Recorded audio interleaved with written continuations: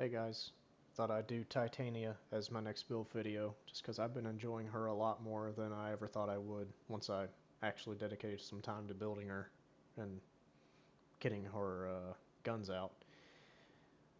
And before you say anything, yes, I do realize this is apparently a pretty common color scheme. I happened to put it on and then I started seeing everyone else using it, so I guess I'm not that creative after all. But regardless, I'll go over my setup. Um, let's see. I'll explain her abilities first. Her passive is just nice for some health regen. You can use it with arcanes that restore health.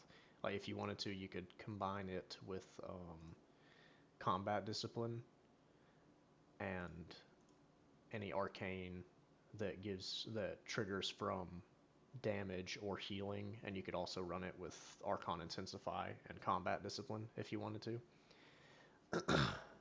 Spellbind, pretty much all you really care about it for your first. You need to keep it because when you cast it on yourself, when you hold the cast, it gives you full status immunity. Um, you have to keep her second ability. It's what allows you to not get hit, basically any. She's very squishy if you don't run this ability. It's nice to have all the buffs on, but Dust is the most important one because it makes you have a chance of just not getting hit in the first place. And the same goes for her fourth ability, and I think they stack up. So you just barely ever even get hit when you have the buff on, along with her fourth ability. Lantern is definitely the ability you replace on her. What would I replace it with? If I had it, I would probably put Nourish on, or maybe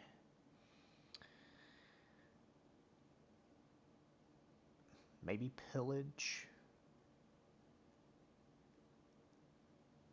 I'm trying to think of pretty much any kind of weapon buff ability is going to be the best, like Nourish. I don't have Nourish, so I went for Zata's Whisper, and it works pretty well. It has an interesting interaction with Blast status effect, which I'll get into when I go through my setup for her guns. But I liked using it because it kind of gives you aimbot. But for the build itself, I used Archon Continuity, and you could technically use any of the Archon mods that you like the sound of because her guns that you use when you're in her fourth ability count as ability damage. So if you mod them for electricity, it's going to proc Archon Stretch. If you mod them for fire, it's going to proc Archon Vitality, and so on. So I built mine to do toxin damage and blast. So I'm going to take advantage of Archon Continuity to also get corrosive. But regardless of that, however you end up building them, um, just try to take advantage of the Archon mods, depending on what status you put on your guns. Rolling Guard's nice, uh, on the off chance you run out of energy and have to exit her fourth ability, but I haven't really had to use it that often. You could probably swap it out for something else, honestly. Flow is very important. You gotta have a good amount of energy, space to have a backup for a fourth ability. Equilibrium, as long as as long as you get lucky enough with health orbs, I never have any issue keeping in her fourth ability for the entire mission. It just helps even more when teammates are killing stuff and spawning health orbs and such. Efficiency is nice. I used catalyzing shields, and it seems to do pretty well in combination with her chances to avoid it hits. On the off chance she does get hit, she usually goes a long time before getting hit again, so you can really take advantage of shield gating. Now I'm using Umbral Vitality just for a bit of extra health. I didn't really know what to put on her. Honestly, if I had a bit more capacity, I'd probably just put Archon Vitality on. Or I guess you could do Shield. It doesn't really matter, honestly, because she barely ever gets hit. So however you want to mod her for survivability, do it. Or maybe you don't want to put any survivability at all on at all.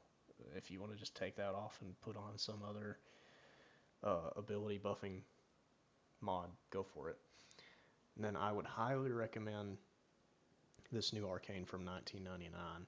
Attacks from summoned minions increase ability strength by 6% up to 60% on next ability cast.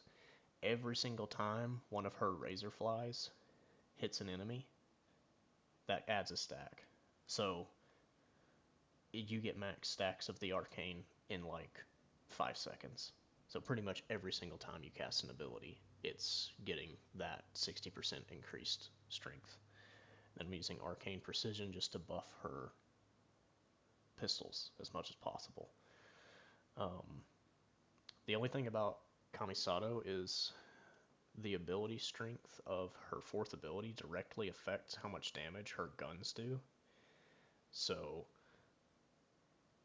if what you'd usually want to do if you have enough energy is enter her fourth ability, let her razor flies build up Kamisato, and then exit it and recast it with the increased strength so that your guns are doing max damage. Because once you cast it with that increased 60% strength, it stays as long as you stay in the ability. Other than that,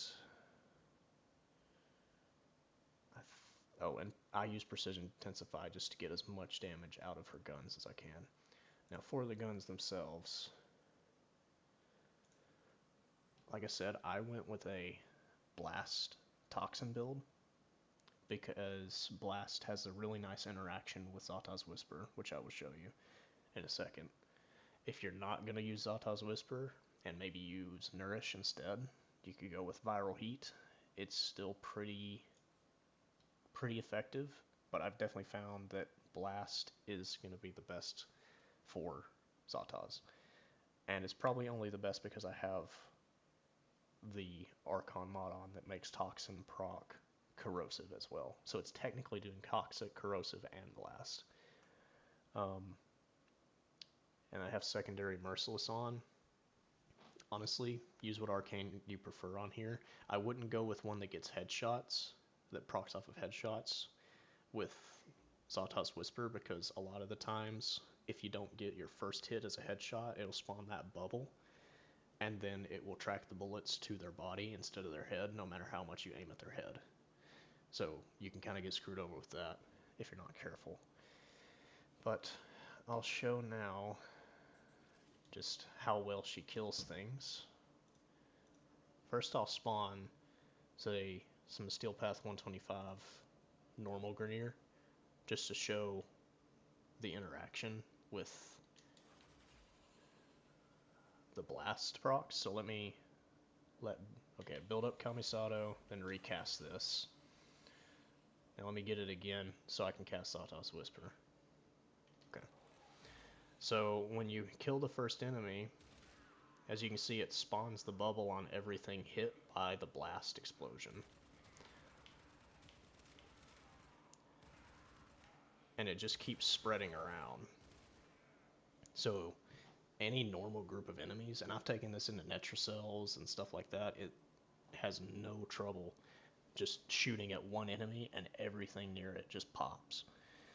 Now, as far as tankier enemies go, I'm still pretty pleased with how well it can kill them. It can kill even faster if you make sure to get headshots, but honestly, I'm pretty content with this kill speed for body shots. Probably the only way you could make the gun a lot better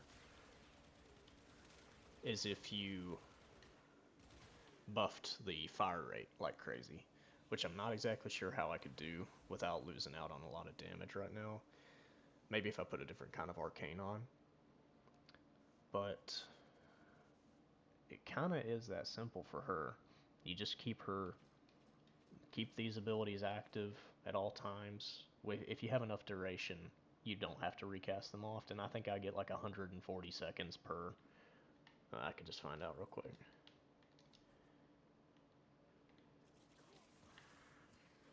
120 seconds, which is, I mean, that's 2 minutes, so you don't have to recast them often.